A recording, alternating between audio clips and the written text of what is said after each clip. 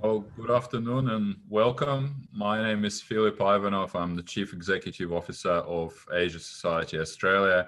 Welcome to Asia Society and welcome to Deakin University and the Indian School of Business. We're delighted to partner the three institutions today to bring you a public event that we titled Australia and India, New Ideas for the New Normal. Before we begin, we acknowledge that many participants in today's event are dialing from locations that have traditional owners and custodians. Today I'm speaking to you from Melbourne, the land of Boon Wurrung and Wurundjeri people of the East Kulin Nation, and I acknowledge their traditional owners of this land and pay my respect to their elders past, present, and emerging. I would also like to welcome and acknowledge any Aboriginal Torres Strait Islander or First Nations people joining our webcast today. Today, we are honored to be joined by an expert panel to discuss how talent and innovation can shape the next chapter of Australia-India relations. Australia's relationship with India is growing ever more critical, particularly amidst the changing geopolitical environment. With new realities come challenges, but also new opportunities across the digital, tech, and startup space, and particularly among our young demographic. We know that Australia-India relationship has a strong momentum at the moment. The country is committed to building deeper links across economy, security, people to people's relations. And we think this event is very timely. It's also timely because we are very delighted to present our first public event with the Asia Society Victoria Distinguished Fellow and CEO of SoftBank India, Mr. Manoj Kohli, who is a well-respected Indian entrepreneur and business leader, and whose work and expertise is working to generate new ideas and promote greater economic and cultural connectivity between Victoria, Australia, and India. So thanks so much to the team of Deakin and Deakin Southeast Asia, and of course the Indian School of Business for this exciting collaboration. I will now pass over to the Executive Dean of Deakin's Business School, Professor Mike Ewan. Over to you, Mike. You're on mute, Mike.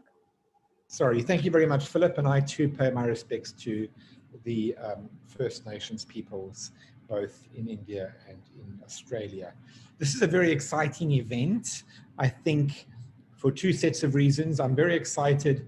We've had a long-term relationship for the last 6 years with the Indian School of Business, unquestionably the premier business school on the subcontinent, and it's great to have Prakash Bagri from ISB joining us today. I'm very excited that we're doing a collaboration with Asia Society, an organization I've long admired, but this is the first, I think, formal collaboration between Deakin and Asia Society, which is exciting.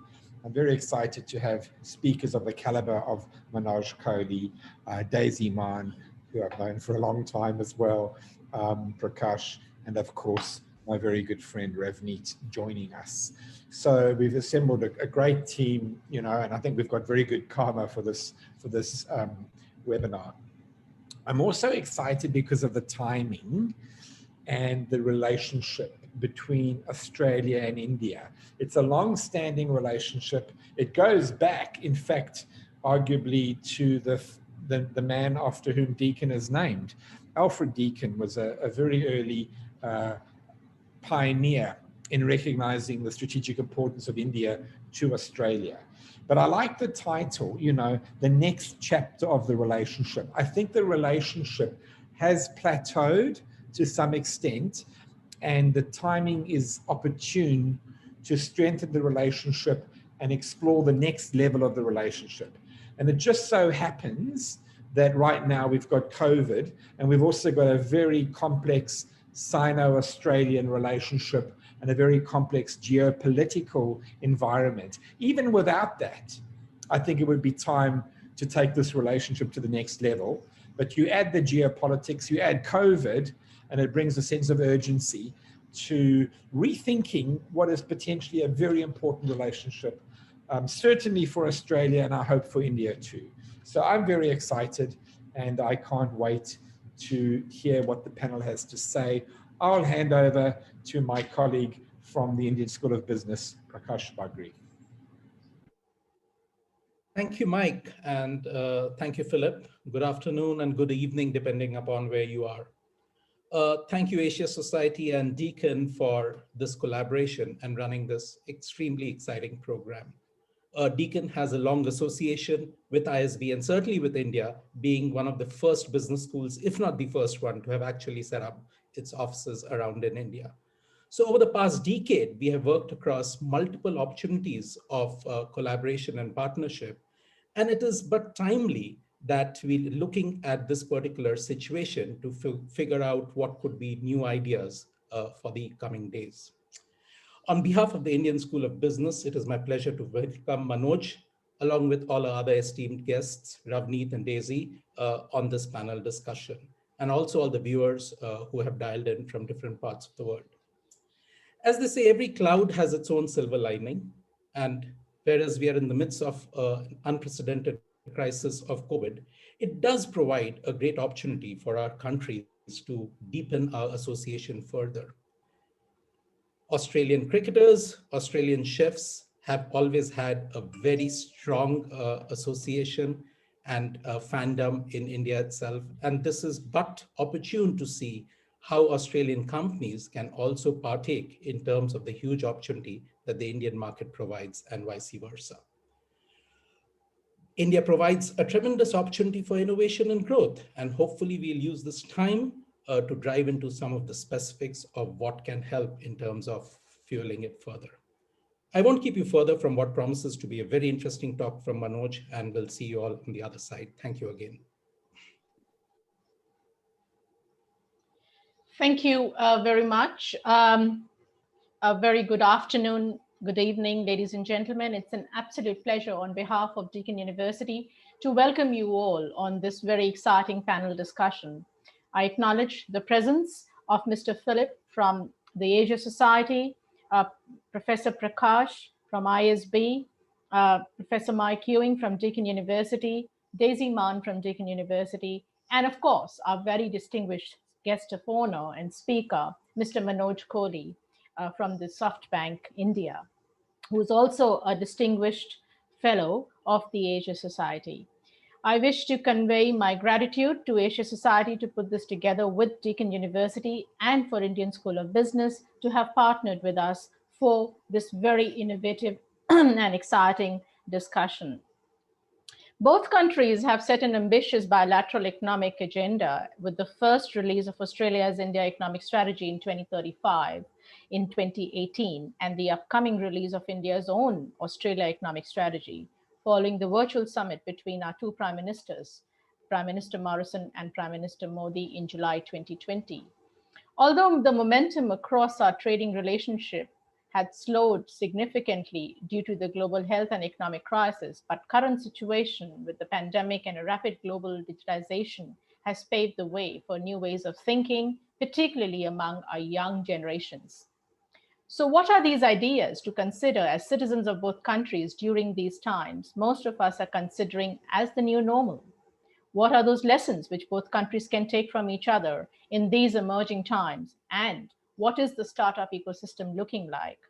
What role can the startup sector and the innovative economy sector play in growing mobility of talent, capital, and people between our two nations in ensuring that countries meet their economic commitments? To discuss this, I have with me a distinguished panel today, and who would be able to share some light in some of the critical areas. Before I get on to the introduction of the panel, I would just like to state that we will have Manoj speak for a couple of minutes, followed by the panel discussion, and then we will be open to the question and answers from the audience. So let me introduce the panel. I have Daisy Mann, an emerging entrepreneur and founder of the Australian South Asian Centre. She is also the leader of Spark, the innovation hub at Deakin University, Australia. Daisy is a passionate young people's shaping the future focus and social entrepreneurship and represents the Young Australia India conduit. She hosts the Daisy Project, a podcast exploring what it means to live in a purposeful life.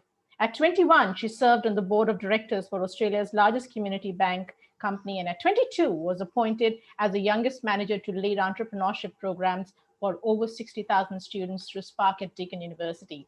Welcome, Daisy, an absolute pleasure to have you with us. Our next speaker is Professor Prakash Bagri.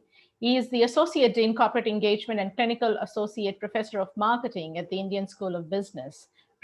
Professor Prakash brings 3 decades of experience across industry and academia, which includes senior leadership positions in Unilever and Intel.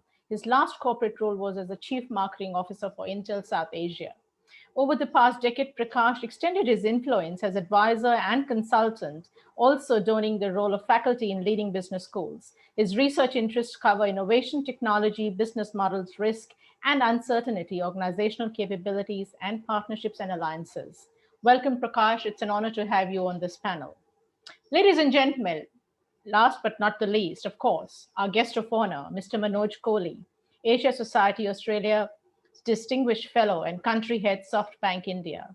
Manoj supports the interest of SoftBank Vision Fund, and their over 20 portfolio companies like Ola, Oyo, Paytm, WeWork, Lenskart in India. Manoj has worked closely with multinationals as well as worked at Michigan, Austria, Tokyo, Shanghai, Manila, Singapore, Hong Kong, and supervised 20 countries in Africa in addition to all 4 regions in India.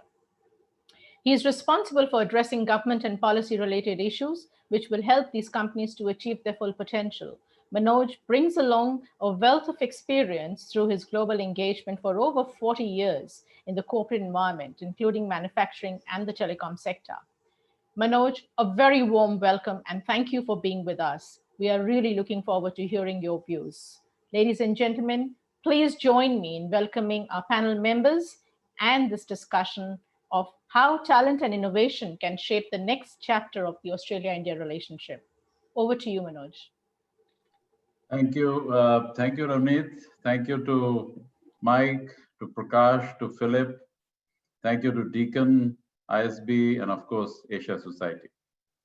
I'm delighted to be with you, and especially the theme, which is so exciting for both our countries. You know, India-Australia partnership, as Mike said, maybe has plateaued, and it's our responsibility to bring it back and help it take off. And that's the firm objective of today. I can say that the environment which, when I started my career, was kind of static, to slowly opening up to become dynamic, and now the economic environment is an environment of constant disruptions. And that is where youth comes in. That is where talent comes in, millennium youth comes in, innovation comes in.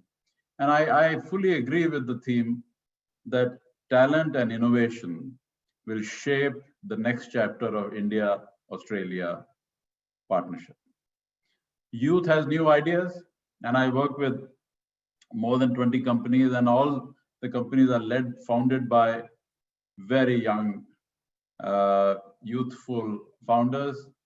By the way, some of them are mid-20s, and they're very bright, and they're already billionaires. They're already doing so well, not only in one country, they're already doing well in multiple countries. And innovation, especially digital innovation, is really at the cutting edge now. And I believe that this is a very opportune time to initiate a major economic upswing between Australia and India. Thanks to PM Scott Morrison and PM Modi, I think clearly there is a blessing right from the top for taking this relationship from 3 C's, you know, Commonwealth, cricket, and curry, which I thought was a limiting factor to something which is much, much bigger in future. And let me share some thoughts. I, as chairman of Future Business Group of CII is the biggest Chamber of Commerce of India, and Future Business Group is building future new businesses for India with partners like Australia.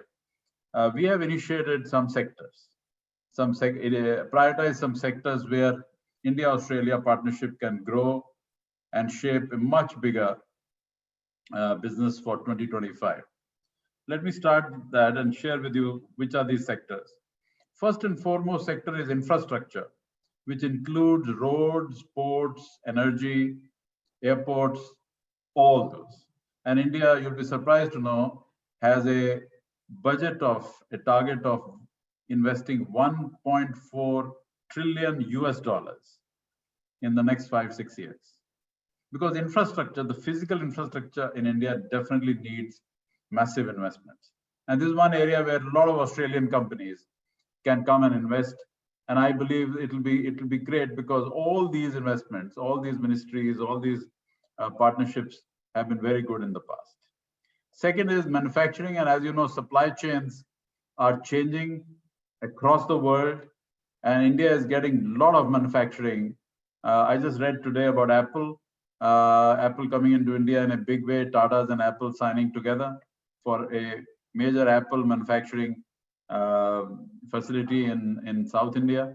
So clearly many companies, and every day we are seeing American, Korean, Japanese companies coming here for building supply chain, which is now this supply chain will be great because the domestic market of India is so huge that to satisfy the domestic market itself, it will take time, it'll take years before we get on to the exports market.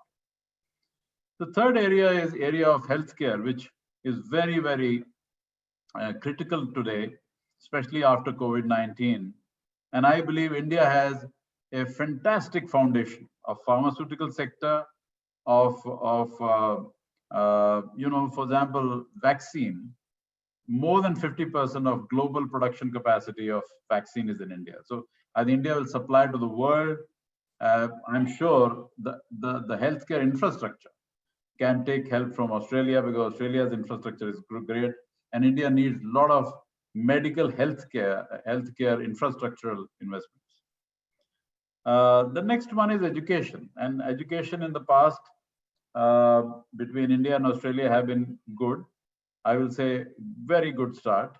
Not at the level of where India-US is or India-UK is, but definitely can be enhanced significantly. And I'm happy that Mike, Ravneet, and others are really representing that, and I'll be delighted to support them to build because Indian young boys and girls have a lot of positive perception, positive feelings about Australia as a country.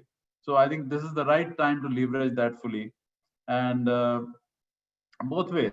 In India also, the education sector is just opened up, and I'm sure Australian universities, like many American universities, are thinking of investing in India. The digital part of India is really at the cutting edge. When I was in Airtel, we took the mobile internet to more than 500,000 villages. Today, majority of villages have 4G network. So which clearly means that digital behavior of Indian consumers is already changing. In the last 6-8 months, it changed so much, which is equivalent to 10-12 years of change. So the propensity of consumer to go digital rather than offline, go online, is much higher today compared to January of this year. So clearly, digital startups like SoftBank has more than 20 in India. I'm sure Australia has many. So there has to be a very high degree of interaction. For example, one of the SoftBank companies, Ola, is in Australia gaining good experience, gaining market share, and giving good service to Australian citizens. Another area is minerals and resources, where, for example, EV is a major sector being focused by government and industry in India. And luckily, Australia has lithium, and the Make in India of storage battery is being focused. So I'm sure Australia and India can work together on that. Agriculture, while India agriculture is good, we not only feed our own 1.3 billion population, we also export food items, but still our productivity standards are not that high. So we will need some degree, because Australia is also strong in agriculture, need some automation, some mechanization, so that these productivity standards in India can go up further. last but not the least, I'll come back to tourism. The tourism where I think both countries are advertising, etc., but still, I feel the proportion of tourism is low, is still low. And I feel that it needs a 2x or 3x growth in the coming 5 years. Government is fully supportive. Government is really both ways, is fully supporting us in all these missions. And one of the targets we have taken in CII is to connect the sectoral CEOs. Each sector by sector, all CEOs should be connected so that they can start the dialogue to get into joint ventures, get into alliances, collaborations, whatever. At the end, I just want to clarify a geographical fact, which many of people don't know, that the distance between Chennai and Perth is closer to Sydney and Seoul, Sydney and Shanghai, and Sydney and Tokyo. So India is not far away. It looks far away, but it's not far away. Our hearts are closer to each other. I think Indians love going to Australia. Indians love, and I'm sure Australians love beating each other in cricket. And they're already the next visit of Indian team is planned to Australia. I think this is a fantastic foundation for us to build on for making a far bigger economic trade and commerce growth in the coming 5 years. Thank you, and back to Ravneet. Thank you very much, Manoj, for setting the scene so beautifully, and and also just laying down the 5 or 6 key thematic areas where India and Australia can focus its building blocks going into the future. And I do think that the people-to-people linkages between the two countries is the key foundation to growing trade and growing businesses. And I think that the platform that we have today is a very good start to that. So thank you very much for setting the scene. Let me come to you as the first question, Manoj. We'll start the panel. In one of your recent articles, you talked about in the trade between the two countries, between India and Australia, to enhance by 10x. What is the ecosystem around that you see developing between the two countries, and what role can the government play in that? No, I believe the ecosystem has to be built up strongly at 3 levels. One is government, which, as you said, both the prime ministers, both the governments are now very actively supporting the growth. Second is entrepreneurs. Indian entrepreneurs, Australian entrepreneurs have to meet each other, discuss opportunities, because I've seen in the past, maybe that hasn't happened as much as India, US, India, Japan, India, Korea has happened. So I would like to help it take it to that level where Indian, Australian CEOs and entrepreneurs work together very closely. The third level, as you see, is at professional level. Indian professionals are globally the most, I will say, most active and popular professionals. Many American large corporations are headed by Indian professionals. I think there has to be a very professional level interaction, which also, so if you do these 3 levels of more intense interactions and visits, you will see many more problems can be solved, many more opportunities can be picked up, there'll be knowledge sharing. And I, from CII, once again, and Asia Society, I'm trying to catalyze this as much as I can.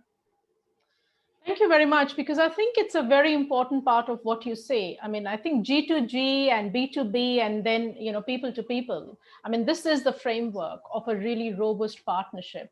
And I think that Australia and India need to invest a lot more into all the 3 aspects of engaging this. Let me move on to Professor Prakash. Professor, you are at India's premier business school at the moment. And in your role at ISB, what sort of strategic initiatives are you taking to empower the youth of India and maybe work together with countries like Australia to build a much stronger ecosystem to promote innovation? You're on mute, Professor. Thank you, Ravneet. At ISB, innovation and entrepreneurship is an integral part of our curriculum. It also is a very high interest area for the youth of today. In order to drive it beyond that, we also have the Center of Innovation and Entrepreneurship, which basically focuses in terms of creating a vibrant ecosystem which can not just create, but also grow enterprises, not just through partnership, but through research, through education, as well as practice. So as a part of CIE, we basically have extensive programs which reach out across cross sections, including a very detailed tribal entrepreneurship program at the grassroots level, while also reaching out to the students in our campuses, as well as across in the closer ecosystem of Telangana and other states in the other colleges. So our whole objective is to basically foster this innovation through coordination between young students, enterprise, as well as investors, and basically lead them in terms of opportunities for creating business, as well as guide and mentor them in terms of creating those businesses and growing it forward for success. Having said that, we also work at the corporate entrepreneurship level, and we basically help a lot of organizations in terms of fostering the innovation culture within themselves and helping them partner with entrepreneurs at the grassroots level as well as at the industry level in order to create new business enterprises. We do see entrepreneurship as a very critical aspect in terms of delivering growth, and therefore it is a very important aspect of our own focus. Great, thank you very much. And I do see that, in coming times, with all the work that's happening in institutions like yourself, we will see a much more vibrant culture to promote innovation into the ecosystem. Daisy, let me just come to you here. You've served as the youngest director in Australia's largest community bank. You've held several important positions, worked in the higher education sector, and also looking at a lot of startups. What, according to you, are the actual challenges and where do you see the opportunities for the young, both in India and in Australia? I think one of the biggest challenges still lies in our mindset. Young people are still looking for a traditional job. They're still looking for secure employment, and things are changing drastically. COVID has accelerated that pace of change.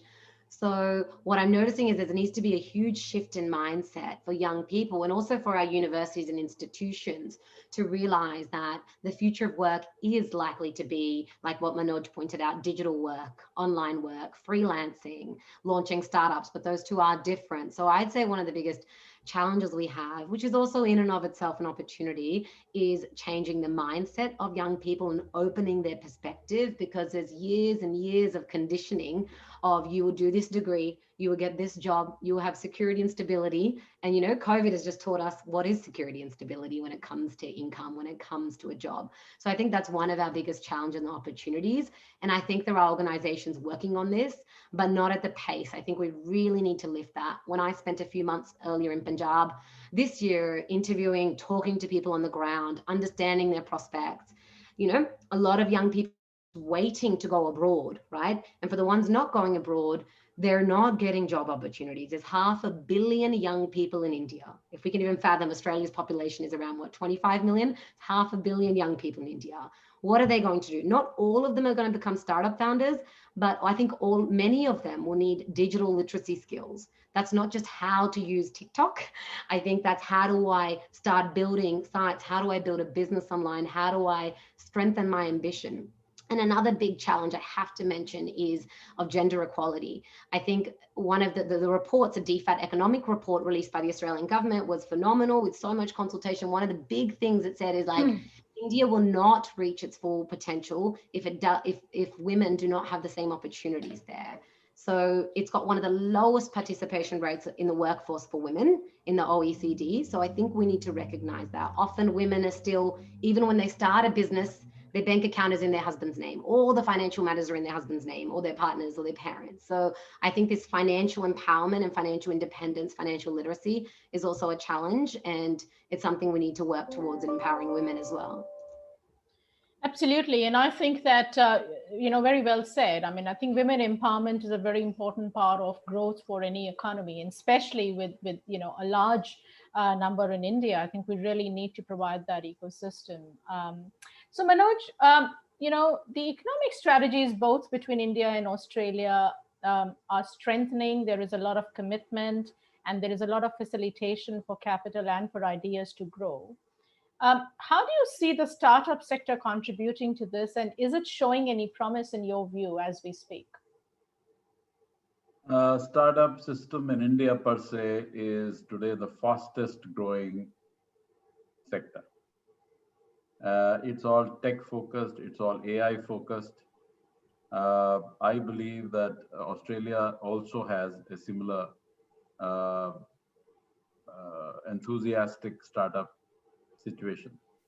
But I think the interaction is not there. I think the exposure is not there.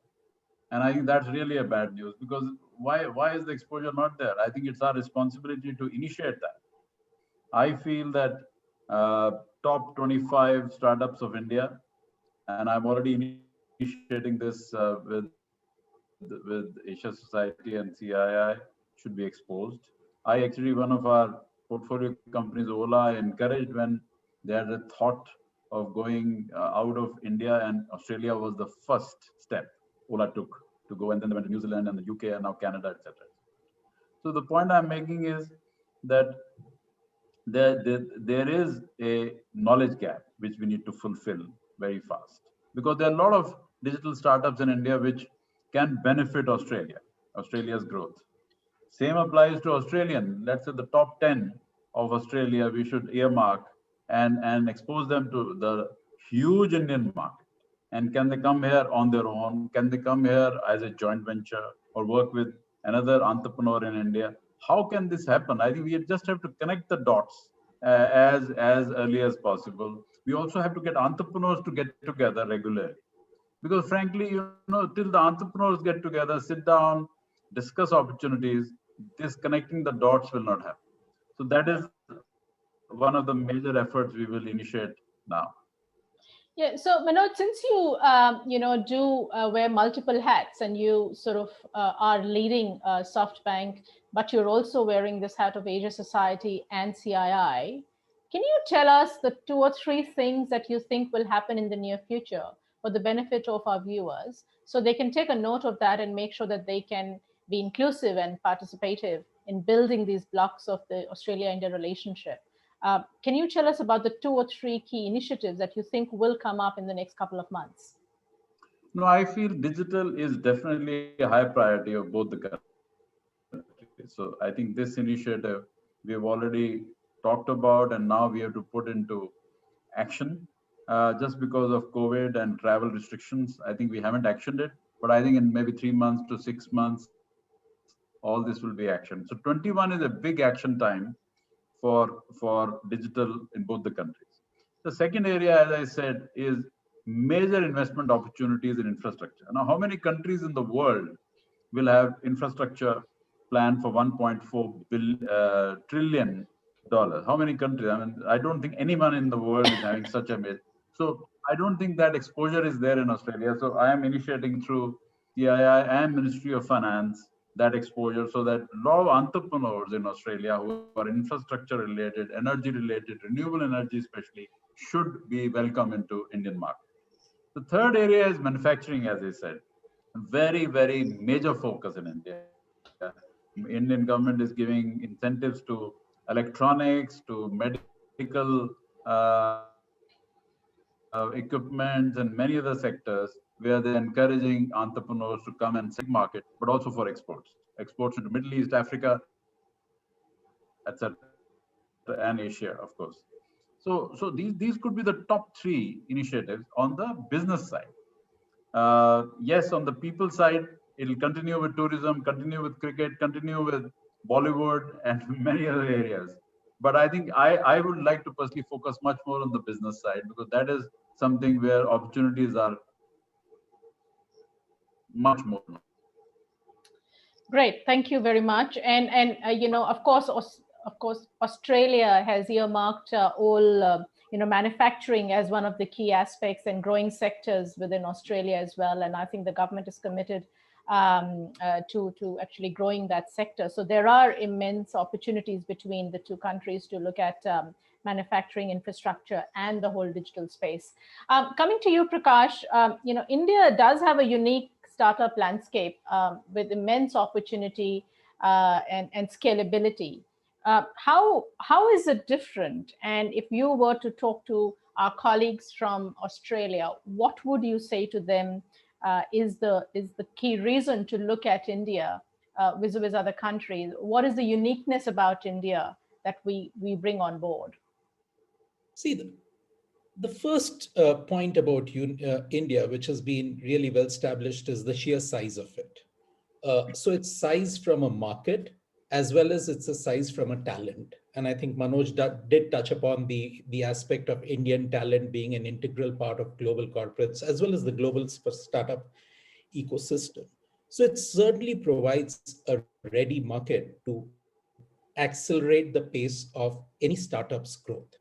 Having said that, the other important aspect of India, which perhaps doesn't get addressed as much as India is the best periscope possible in terms of what are opportunities for the larger part of the global population.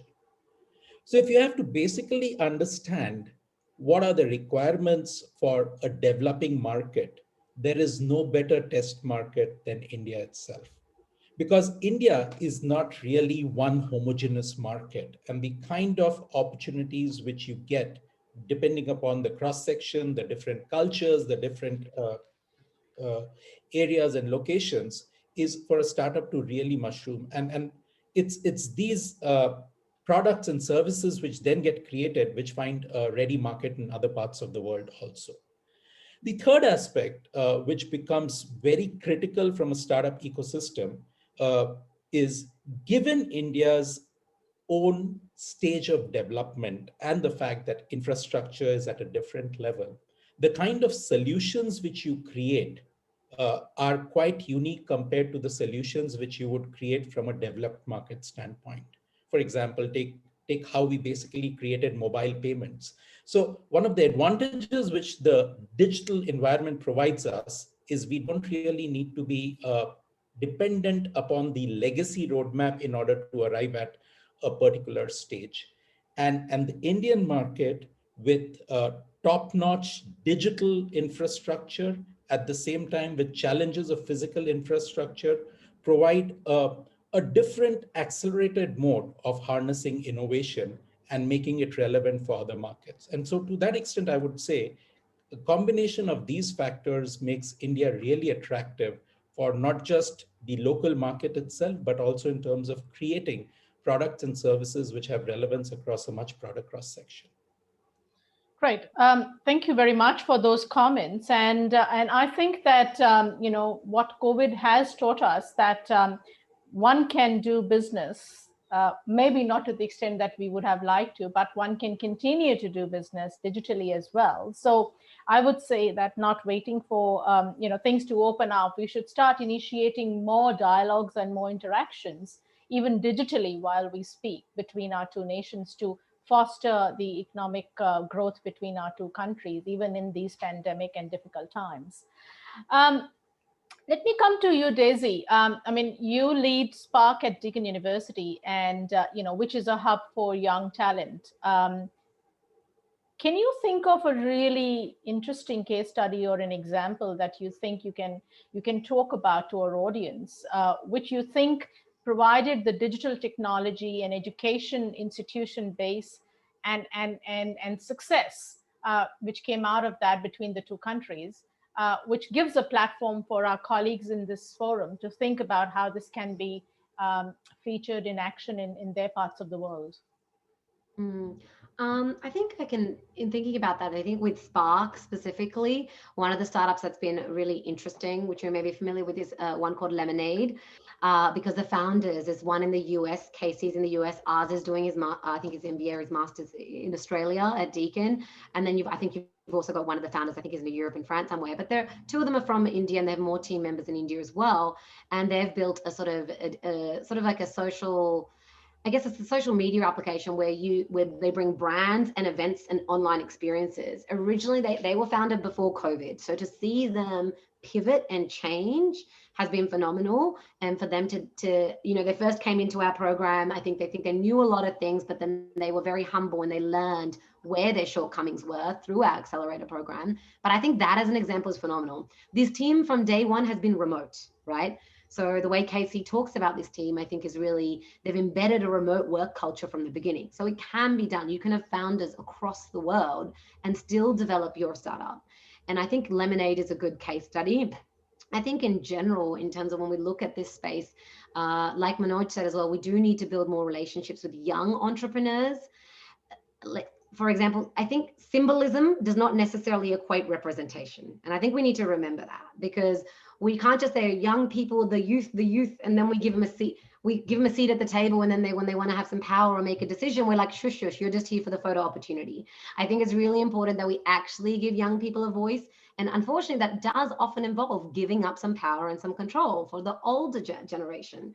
You know, India is a country where it's a lot of older people are in positions like youth ministers and heads of companies. So when I was there earlier this year, and I went to a lot of panel events, I went to startup competition. One was run by Startup Jalsa. I think they had 500 applicants across India. And the panel, everyone was probably a male over 55. So if we want young people, we need to give them a seat at the table. And this is one of the reasons when I started a sort of a social impact project last year, Bold Punjab, I did an event. Everyone on the panel was young. We had two women and 2 young men, and they were doing phenomenal work. But it's not often. When I spent 2 months I was specifically in Punjab looking for young people, particularly women, in these leadership roles. They were not easy to find. And it's interesting where the institutions and the organizations that hold power are not necessarily giving them a seat at the table. So I think that is something that we need to look at as well, and always with the gender lens, because we can't become what we can't see. If I ask young people in India who's Priyanka Chopra, they're all going to know. If I ask them name one female founder from India, homegrown, self-made, they're not going to name someone. Yeah. And if I say, think of your entrepreneur, it's usually an American entrepreneur they think of. So I think Now you make a really good point. I think we need to be more visible. We need to be more inclusive, and definitely gender equality is on the cards. Manoj, picking up from Daisy's point, what public policies do you think are really needed? And also, especially if we can focus that towards the Australia-India partnership to foster, a good ground for more young people to enter into the startup sector. One point that you did make was, of course, the visibility and the understanding. But what are some of the policies that you think we should be looking towards to building this ecosystem between our 2 countries? No, first, let me congratulate Daisy. She makes a very, very good point. And at SoftBank, let me assure you that we really respect young people. And that's why entrepreneurs who are just over 20, maybe 25, less than 30, are all running their large-scale businesses, and they are fully empowered. SoftBank normally doesn't interfere in day-to-day business at all. We, of course, are on the board, etc. But I think there is a respect for young people. There's respect for their abilities and competence. So, which is very important. Which otherwise, youth will not gain in conviction and confidence to grow. Now, public policies do not stop any such interface. But by the way, I mean, today you can't say that there's a public policy which is holding back this interface, because startup sector is not a regulated sector except for the personal and non-personal data privacy, etc. Except for those few aspects. Otherwise, it's not a regulated sector. But public policies today, which could further catalyze this interaction between Australia and India, could be in the area of culture, because Ministry of Culture, for example, I think they prioritize countries. Australia should be a serious priority in that list. Education, as I said, it's opening up. I'm sure many good Australian universities can set up shop here in India. Good policies. Tourism, definitely much more, advertising, of India to Australia or Australia to India, which is already happening, but maybe we can expand it further. Youth interaction, as Daisy said, much more is required, because I don't see many youth formalized policy on interaction happening. I think this can definitely be picked up very well. So I think there are some public policies which can be done, but I'm saying by and large, it is left to people. I mean, there is no holdback, policy level holdback on this. I feel that we as people who are catalyzing it in the industry, in the business, in the social organizations, we should really encourage this now.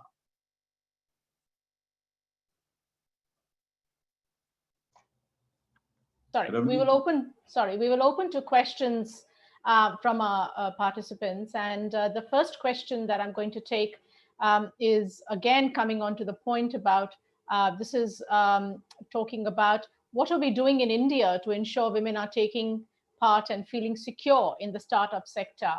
I think Manoj, you're in the best position to answer this. Specifically to India and specifically to ensuring gender equality and women in the entrepreneurship space. I think you're right. The entrepreneurial percentage of women is low. There are people like Naika, Falguni Naya, and many others who are really doing a great job. But as a percentage, it will be low. But professionals, women professionals in the digital sector, startup sector is very high. So at the professional level, I think its diversity is healthy. But at the entrepreneurial level, Daisy was absolutely right that it's low, and we have to really encourage that part. And I feel that government is definitely promoting it. The PM personally is promoting it. There is a Startup India program. There are many programs which have been initiated by government, but it's not government. I think all of us have to do it. We can't leave everything to government. I feel that many women are very young women, especially very bright, very entrepreneurial mind, understanding ideas, etc., but find it difficult to do financial management, raising funding, etc., etc. And we all have to really be much more sensitive to that. So much higher degree of sensitivity, much higher degree of empathy has to be there to get this balance right. Sure, thank you. A question comes, what do you think are the 2 or 3 impediments to increasing the trade between Australia and India? I mean, all 3 of you can answer this if you want, but from different perspectives, I think. Maybe Manoj can answer it from a corporate perspective, and Daisy, you can perhaps answer it from an on-the-ground perspective, with Prakash coming in from the education side. I think one of the things is, like we've talked about a bit more, symbolism doesn't equate representation. So we need more young, hungry, ambitious, entrepreneurial people in these sort of CEO forums we're having, board forums, because they've got the hunger to do this thing. I think a lot of these conversations between India, Australia, bilateral trade are being had at a level that aren't very accessible to young people. I was part of a forum recently called Australia India Youth Dialogue. I think they are doing phenomenal work in this space, bringing together young leaders from India and Australia. And that was my first time, although I am Indian and I'm part of the diaspora, I was born here, but I'm Punjabi. That was the first time I opened my eyes to the opportunity in India. I'd never seen it that way. I mean, we go back every year, somebody gets married, we go to the Pind, we eat a lot of food, but it never occurred to me that maybe I could be involved at a business level. And ever since going to that, I've launched a number of small businesses and social enterprises, and we have 50% of the women in our program are from India. So I think it's, again, young people, gender representation at this level. And I think it's making sure that these dialogues and all the bilateral efforts, the people there have a lived experience. So if you're going to talk about entrepreneurship, I do think someone needs to be in the room who has been on the ground building ventures in India and Australia and has done it successfully, rather than just policy. I think we need that representation at the table so we understand the practical implications and the actual difficulties on the ground. Sure. Prakash, any thoughts and comments? Yeah, I'd like to kind of broad base it a bit. I think one of the challenges which we face is when we try to paint India with one brush. And the important thing which you have to realize is that there are multiple different Indias which we are talking about. For example, as Manoj said, are we really seeing that kind of a challenge of diversity in terms of a professional workforce? And you really, we have a roster of who's who in terms of women CEOs in this country. At the same time, is India a great investment opportunity? It is, because if you really look at it, 1 out of 3 Fortune 500 companies has a global capability center based out of India. So to that extent, are we presenting the full picture of what is the Indian market around? And on the other hand, if you look at these areas which are anyway heavily competitive, and you see a lot of rush and a lot of competition for human capital at that end. At the same time, I think Manoj earlier on talked about some of the sectors, and it's important to figure out what sectors would be sectors of importance to basically catalyze this engagement between Australian and Indian businesses. And I do see some common themes which could have a much deeper possibility, not just infrastructure or natural resources. For example, there's a lot to learn in terms of agriculture from Australia. And that has greater implications in the Indian context. You know, one of the downsides of the Indian entrepreneurial startup ecosystem is it is still quite metro intensive. And so to that extent, we're basically talking about 3 or 4 or 5 or 6 or maybe at best 10 different cities. It's a different matter that Bangalore, Mumbai, and the National Capital Region figure in the top 20, top 30 startup ecosystems of the world. But what really happens to the masses inside? And we are recently out of a really intense migrant crisis. So are there ways in terms of really picking up from what you have in Australia, ensuring that we are able to build these businesses, we are able to create entrepreneurial ecosystems beyond our metro cities, and to that extent, really create some kind of a collaboration which is long-standing, because we are bringing in the next layer of value over here. Because if you're not, then you're effectively competing with the rest of the world, and the rest of the world is already here. So I think it goes down to basic business and marketing sense as to where do I create this distinction. And just the last point I would like to add over there, similarly for Australian businesses, etc. You have this huge Indian diaspora. You have we provide the second largest cross section of students into Australia. But beyond that, what? How are we going to drive this engagement further? Sure. You make a very good point on that, I think, about what is niche about the Australia-India relationship and what can we do to build on that. Manoj, there's a question from the participation into the panel about, are Indian sort of venture capitalists likely to invest in Australian businesses working in India?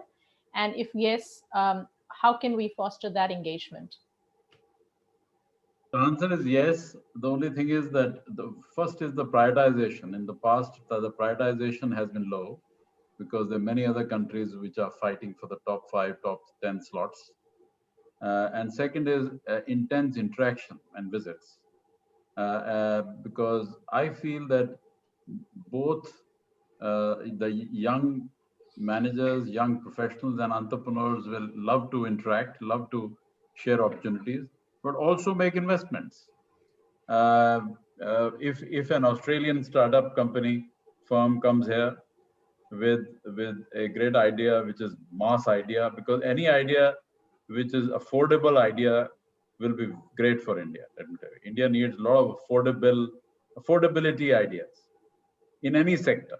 Look at any sector. I mean, look at Lenskart. Lenskart is one of our companies, eye care. I mean, it is affordable eye care, and that's why it's gone into small towns, as Prakash was saying, small towns, villages of India. So if it is affordable idea, I'm sure Indian VCs will invest in that idea. Why should they not? Because it will grow very well in it.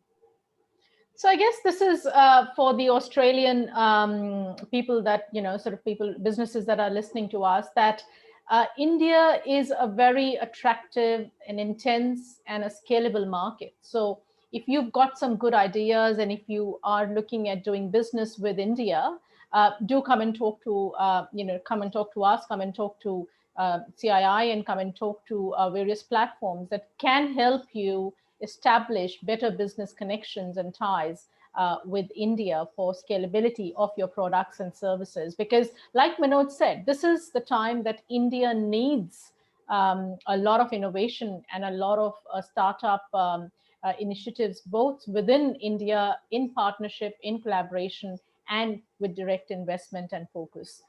We've got the last 5 minutes, unfortunately. I am really enjoying this discussion, and I don't think we had enough time, but we've got the last 5 minutes.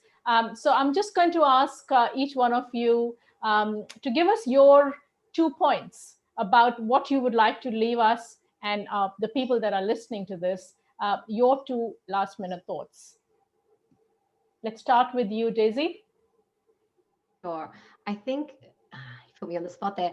But my last 2 thoughts for this is if you're listening, tuning into this, and you are entrepreneurial, which you probably are, and that's why you're here, you're interested in this, I think it's worth thinking about looking for examples of young entrepreneurs who are doing phenomenal work across these 2 countries and learning from them. I think it's about being humble and not trying to reinvent the wheel. There is so much that has been done. My work with the Australian Digital Job Accelerator, which I recently launched to, and we had 190 women apply across India and Australia. We have 49 students going through it, teaching them how to do freelancing. That would not have happened if I hadn't looked at other models. Some models that I think that are inspiring is something called Leap Club outside of Bangalore. They've recently raised money. There's Young India Foundation run by Sudhanshu Kaushik out of the US. I think the representation work they're doing is phenomenal. And Janavi Tak, who is a volunteer there and also one of our students. And the last one I'll mention, he was on the panel for our Bold Punjab event, is Amit Oz, and he's running a startup hub in Chandigarh. And he's, again, studied in the US, but gone back to India. So I think even if you've studied in a foreign country in Australia, I think we need to put those people on a pedestal who go back and they develop relationships and they continue to be entrepreneurial, because too often the narrative for, especially for Australia to study here, is PR. Like, I'm going to study for a PR. Whereas I know more of the folks going to America, I will study and then I will come back and run a successful business. So I think for us to shift this narrative, the lesson for ourselves as well is to start highlighting the narratives of people who do come here, but also who take the skills, the networks, and build a successful startup in India, because I think they will do phenomenal things and will be the young leaders that take India into a future that is equitable. Thank you, Daisy. Absolutely. And I totally agree with you that it is about, contributing back to the communities we live in and also bringing out the ideas from wherever you get them. But also, I think a point that you make is that there is a role for education institutions to play. And I think what Deakin University does through Spark and under your leadership is brilliant, because it does provide that platform for young talent to grow between the 2 countries. Prakash, your last thoughts. Yeah. I would have 3 messages for any entrepreneur looking at India. There is a market over here which is huge, and try to identify opportunities through which you solve basic problems. Look beyond the crowded space. There's EdTech, there is AI, there's ML, but look at areas which can help in terms of expanding solutions which solve basic problems. And that also helps you in terms of creating your own niche in the local market. The second thing is, this is not a market where any solution can be force-fitted. There are unique characteristics of the market, and it also provides a great opportunity to create solutions which are replicable and which are expandable across to the larger world outside. So to therefore look at it as an opportunity to really create something which is innovative, which basically provides wings to your entrepreneurial journey. And the third thing, I think the point which has been emphasized across this, what it calls for is a much higher level of people-to-people engagement. We have seen it happen in the social environments. We have seen it happen in the cultural environments. We've seen it happen in the educational environments. I think there is a need in the business environment for that people-to-people interaction to really start on a much more accelerated basis. Thank you very much, Prakash. Absolutely, totally agree with you. Social, economic, and human capital are the 3 that we need to build on. And I think India is is absolutely an amazing place for that to happen. And we are really looking forward to working more closely. Manoj, coming on to you, and I think the viewers are, have really gained a lot from having all three of you, but we are really looking for words of wisdom from you. Thank you, Ramneet. My two thoughts are, which are actionable, immediate thoughts. First is during the next cricket team's visit, which is being planned, and I read it yesterday, I will request a big concurrent plan for digital startup entrepreneurs who can actually travel to Australia, interact with major Australian entrepreneurs in top 3, top 4 cities of Australia, along with the cricket, because I think then it becomes a very fun as well as business trip. And young people, when they meet, it will be great. And I'll request maybe Asia Society to think of building such a program for young digital entrepreneurs of India and Australia to interact in 4 or 5 cities of Australia. So here I request Philip and Alois to note this point. I think we can action this very well. Second is that we can do it the same in Australia. Bring a lot of Australian industrial entrepreneurs for 3-4 major sectors where Australia has strength. Australia has strength in agriculture. Australia has strength in resources. Australia has strength in manufacturing and infrastructure, especially energy. So these 3-4 sectors where Australia is strong, we can bring them over, and I'll get CII to invite them and come here for a period of a week, arrange all the intense interaction with the respective CEOs of Indian same sectors. And I'm sure in that 1 week, a lot of positive culmination of joint ventures, alliances, collaborations will happen. So I think I'll at least initiate these 2 specific actions very soon.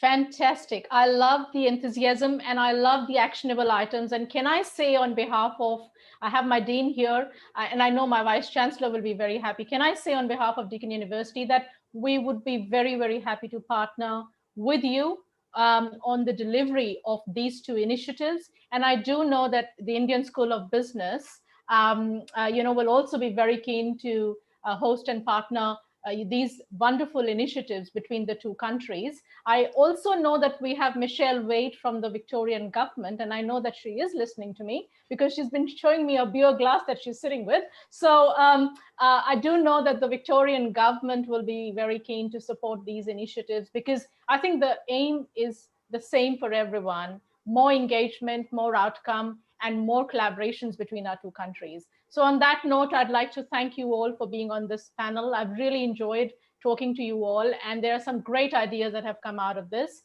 I'd like to thank the Asia Society, and I'm going to pass on to my colleague, Mike, for his conclusion and closing remarks. Oh, thank you, Rev. You've stolen all the thunder. That was a sensational session. It exceeded my expectations. Thank you to everybody on the panels, and thank you to everybody who participated. And I agree with you, Rev. I think we've got to make this more than a talk fest and try and get action, because a lot of things in life come down to timing, and the timing is very opportune. The timing is really good to try and take this relationship to the next level. So I agree with you. I'm very excited about the potential. So thank you to everybody. Thank you for joining this webinar, and I wish you all the very best. Thank you. Thank you, Mike. Thank you, everyone. Have a lovely day. Stay safe. Good luck. Thank you very much. Thank you, Elise, and thank you, Andrew, as well. Goodbye. Thanks. Bye-bye.